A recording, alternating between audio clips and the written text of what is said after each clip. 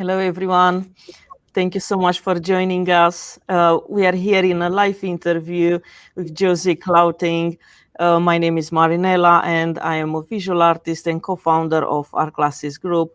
That is a platform for online art classes. We have art shop and everything else about art. You can find about us on our website, artclassesgroup.com. Today, our program, it is called Don't Just Make Art, Let's Talk About Art.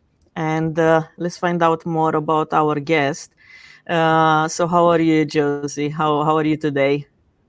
I'm really great. Thank you. Thanks for having me on. It's great to be here. Thank you so much.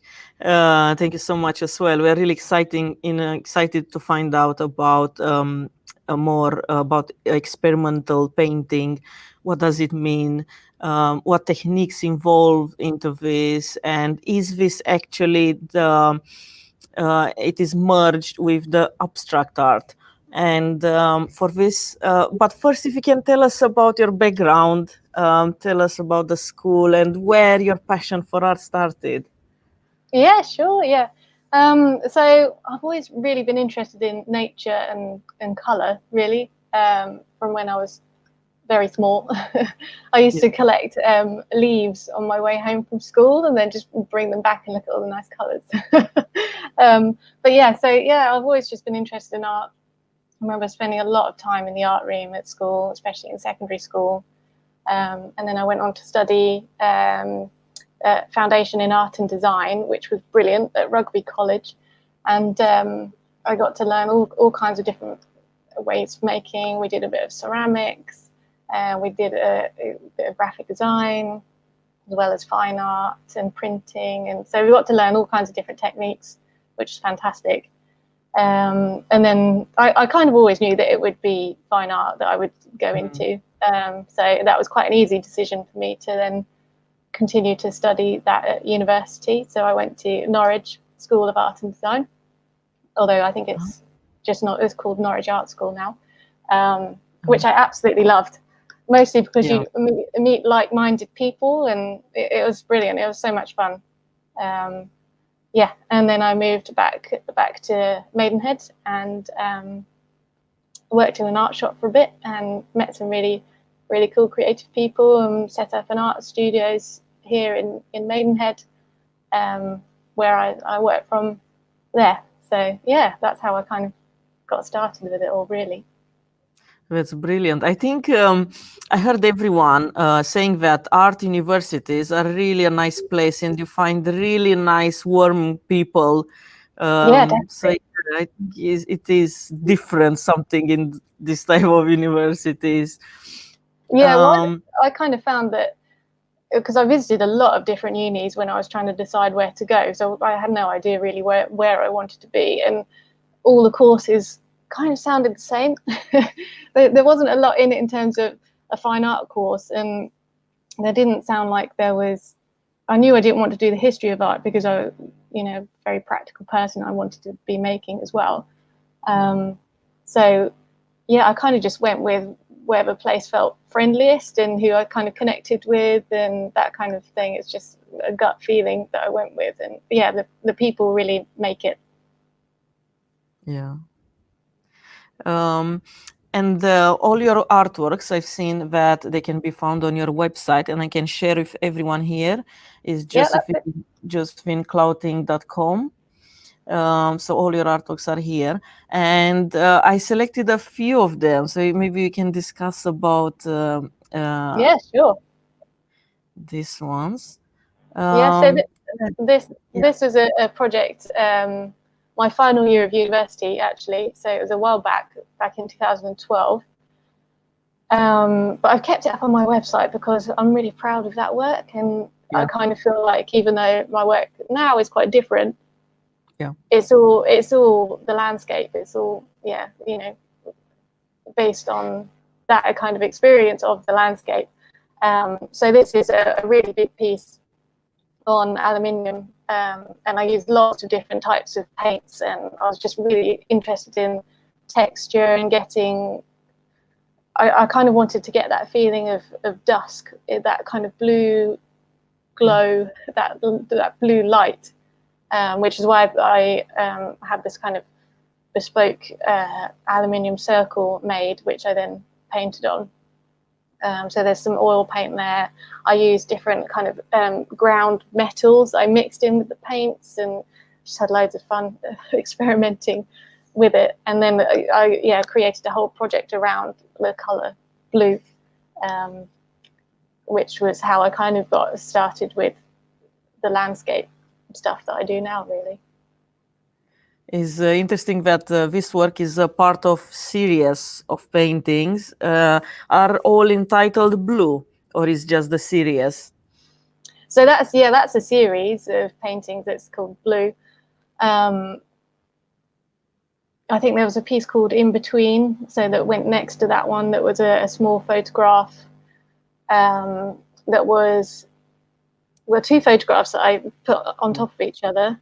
And that was the sea, and to represent the sea and the sky, basically, but again, very abstract. Yes. So yeah, this one that you've gone to now, that's called Weighing Color, and that was really fun. So that's marbling.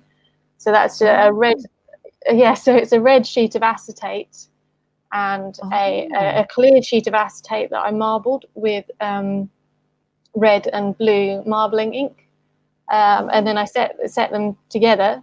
And mounted them onto a piece of acrylic, a piece of perspex, with a fixing on the back, so it kind of looks like it's floating when it's up on the wall. And that, I love that project because, again, it was just playing around, and I was just interested in, I'm still interested in red and blue and the contrast between them, and how they fight against each other, really, I suppose. And I like the effects that you can get with marbling, and there's so much to learn. I would like to actually spend more time learning how to do it.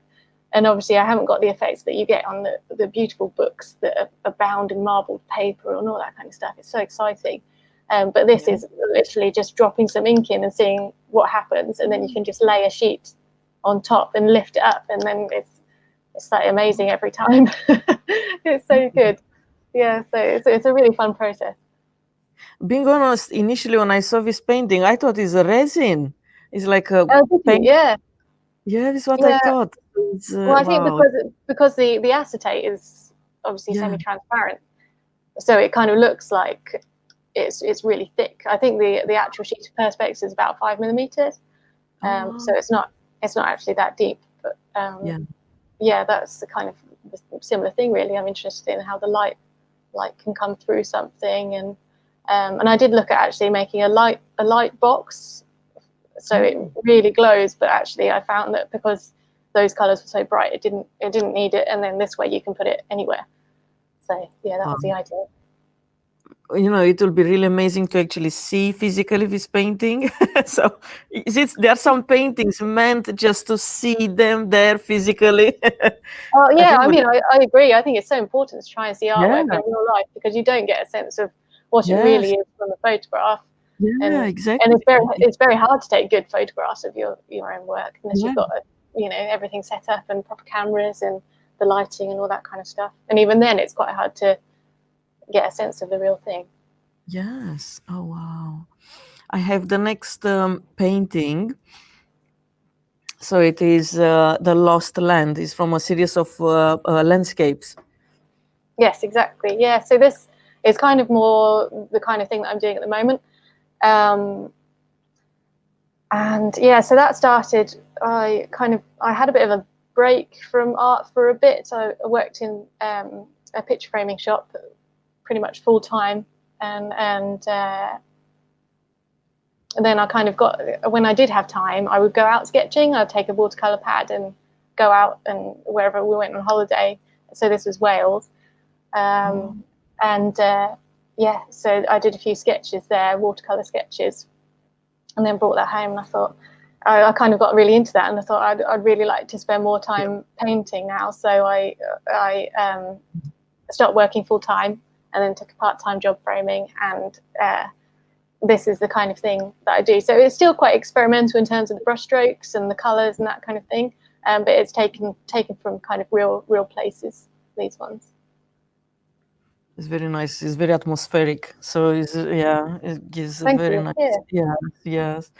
The next painting is entitled "Bird of Paradise." So it's very interesting. The brush strokes, very bold brush strokes, is very nice. Very nice. So Thank what you. is the concept? Yes. Yeah, so this one it's part of a project really that's still ongoing as well. This was at Kew Gardens, and I love greenhouses and glass houses. It's like stepping into another world. And with this one, the brushes are quite experimental. The brush marks are quite bold, like you say, and a bit chaotic. But I think I wanted to give a sense that's the feeling that I get when I'm in those glass houses. And because there's just plants everywhere, and that you feel so small, and it's so exciting. There's loads of colours and loads of interesting shapes, and just wanted that to kind of come across in the painting, really. So that one's actually in oils, and the other one's acrylic. So I'd say I mostly use acrylic now, but again, I still try and play with the brush strokes. Very nice. Indeed, it's very difficult as an artist when you have so much around you and you need to capture just one small part. It's so difficult to get the right angle Yeah, and the completely. detail.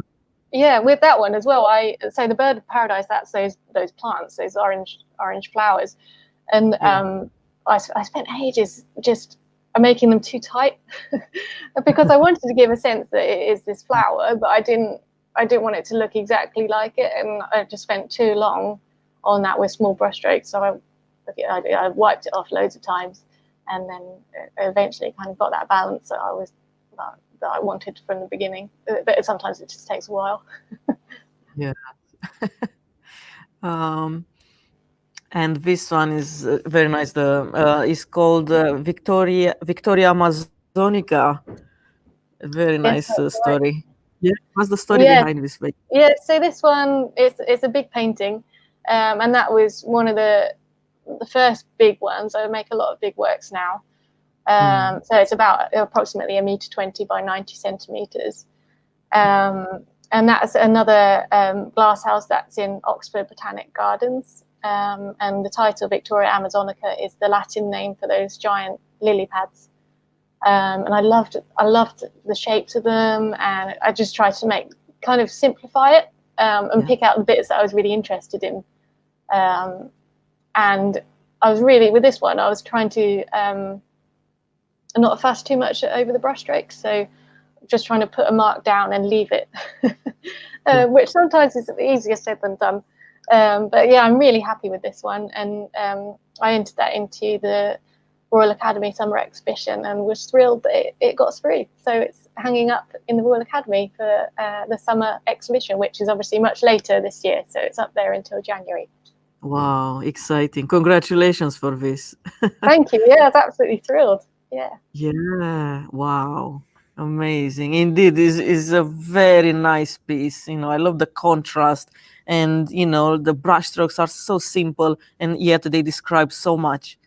It's very, very, powerful painting. Very Well, nice. thank you. It was really fun. It was really fun to do. And this painting is entitled Rose Pink. Yeah, so this is kind of the same series as the lily pads one there. And it's called Rose Pink because the color, the background color, that really bright pinky red color that's coming through is called Permanent Rose. And that's an acrylic paint that I've been using, a Winsor & Newton one. I just love it. It's so vibrant. So that was painted. I used a white gesso in the background, a few coats of that. So it's a bright white background, which makes that pink color really, really glow. So it was just another plant from that one was from the Eden Project in Cornwall. Again, another glass house. Just I really loved the shapes of that one. So I just tried to enjoy the colors and shapes when I was painting that, and that's quite small. That one, I think, is probably about 30 by 40 centimeters. But yeah, it's quite a zoomed in one, so I think that works on that scale. Thank you so much for sharing with us that a red glows more on a white background. So this is a completely. I mean, It does, mostly because for the young ones, yes, it's so important. This, yes. well, it's all about the light, isn't it? Really, and how that can come through. So I painted the whole thing that pinky red color first, and then sketched it out, and then sort of filled in, blocking out different colors. That's amazing. Thank you so much for this, for sharing with us. And I think this is one of the latest pieces, hexagon biomes. Yes, yeah. So this is part of a project that's called Komarebi. So when I was looking at these glass houses, I was reading up, and during lockdown, I was also going for loads more walks in local areas that I've been exploring places really close by that I'd never noticed before. And it was obviously springtime, so the leaves were so bright, and there was that beautiful kind of green glow coming through the leaves. And I was Googling, how to describe this, thinking about titles for paintings, and it came up with Komarebi, which is the Japanese name for sunlight filtering through trees, basically. And there's no word in the English language to describe that feeling. And I thought that was so interesting. So so this hexagon kind of came from that, really. Is just trying to give a sense of the colors that come through trees, and also the shape. So that's actually 30 centimeters in diameter, which is the size of the leaflets, which are what the horse chestnut leaves are called.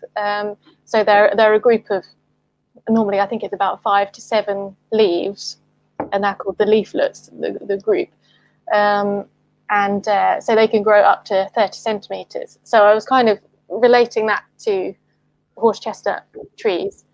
But also, playing about with shapes again. And so this is cut out from a big board, and I did lots of hexagons, and I painted on the board first, and then kind of cut out the shapes and worked into it a bit more afterwards.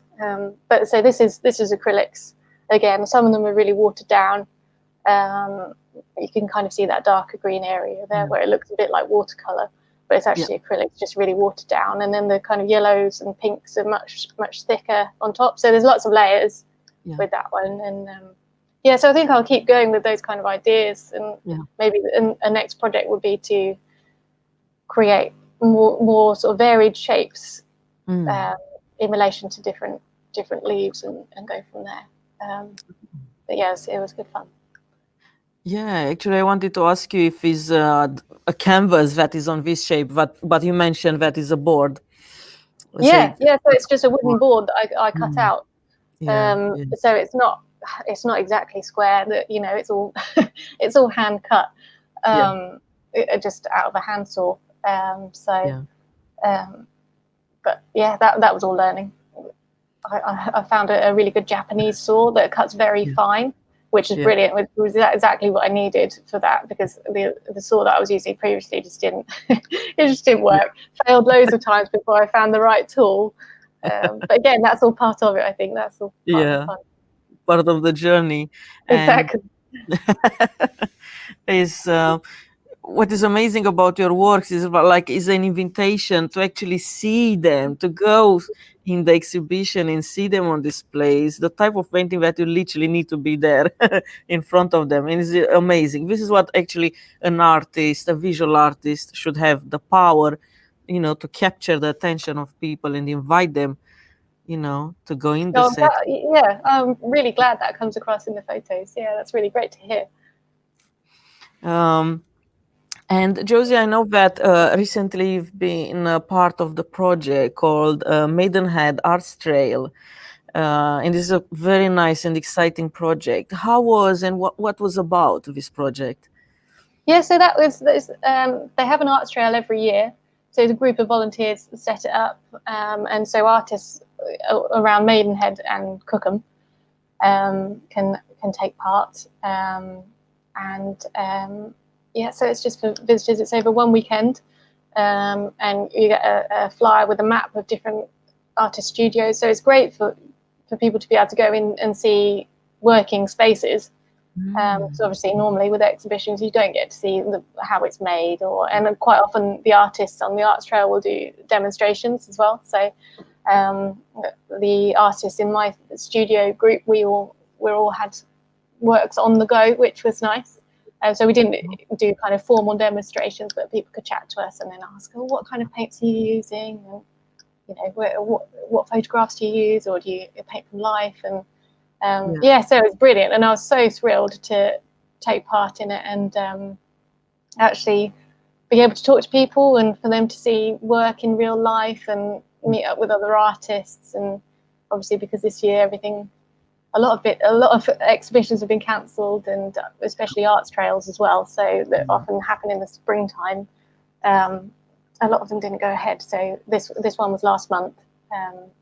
So yeah, I was thrilled, thrilled that it went ahead and I was able to take part. So it is the project was like open studios. Exactly. Yeah, exactly. Yeah. So there's works for sale, but also there's a group exhibition at Northern Farm Arts Centre in Maidenhead as well, which is on every year, normally around September time. It's normally on for a month. But there's a website that's just Cookham and Maidenhead Arts Trail, where you can find all the artists and click into their own websites and see images of that work up there as well. I noticed that lately people are really enjoying this open studios idea, and mostly it's very friendly for families as well. You can actually bring children, you can interact with artists. I know I've been with my children to other previous open studios in London, and artists, they had actually little, buckets with sweets, and, and children, they just grab quickly the sweets and they enjoy the artwork in the same time. It was amazing experience, and this encouraged children actually to go back home and let's try something and paint. So it was amazing. Yeah, definitely. It's a very welcoming thing, I think, arts trails. Yes. Definitely. You meet some really, really, really nice people, and it does encourage young kids especially to get involved, and they're so interested as well. It's great. It's not something you would normally see, is it? And I think quite often artist studios are quite messy, so there's lots to see and lots of new things to look at and experience. And talking about children, I was wondering if you have any advices for the young ones. There are children that, it's not that maybe they want to have a career in art, but, they want to develop a passion for this. So from all your experiences, what advices would you give to the young ones? Yeah, of course. I think the main thing is just to try and not be afraid to try new things, and experiment and collaborate with other people. So get together with friends, and you can do group projects, and you can make your own opportunities with other people. And I think also I think there's a bit of pressure as an artist to have your own style, and I don't think that's that important, really, because I think that just comes naturally. So I don't think it's something that I know that when I was a teenager, I kind of felt like I needed to have a distinctive way of painting and a distinctive style. And I kind of had the impression that would help my art career. But I don't think it does really. And I think, eventually that will just come without you having to try for it. So, and I think also to not worry too much about likes on Instagram and not get caught up on that kind of stuff, because it's it's great to have a following and get your work out there, so that's brilliant, but I don't think lots of likes is always an indication that it's a good piece of art. You've got to just do what you love and find a way to get that out there and people seeing it. So I think, yeah, just mostly just keep going and talking to people and playing. Yeah, just play. Definitely, because everything is about experimenting. Like you said, about having your own style. We were talking just previously about Picasso, his blue period and all that blue time when he was painting everything in blue. I mean, and then he developed his own styles. Is probably is just a process of carry on, just painting, and then things will come by themselves. The style and Yeah, exactly. And don't be forward, put the off if things background don't will go come well. by itself. Yeah, yeah, exactly. Yeah, Is it's just just yeah, just trial and error, isn't it? yes, exactly. It's just to carry on and have a passion, have a pleasure, and yeah, definitely. Well, Josie, thank you so much for this. It was like a massive lesson in a half hour. Honestly, I think everyone had so much knowledge to get from this interview, and thank you for this. Oh, thanks so much Um, for having me. It's been great fun. Yeah, it's brilliant. It's a brilliant Thank you. podcast as well. It's so nice to be able to hear how other artists make work and their process. Yeah. And it's like you said, it's about interacting one with each other, discovering one each other. It is amazing. It's an amazing experience for me as well. And for young ones, it definitely is a massive learning. So yeah, definitely. Thank you so much. And hopefully young artists will get inspired from your story, and that they will pursue a career or a passion into art.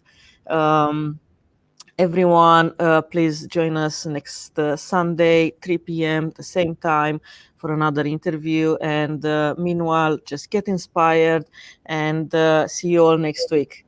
Thank you so much, Josie, once again. Thanks for having me. Thank you. Thank you. Thank you, guys. Bye.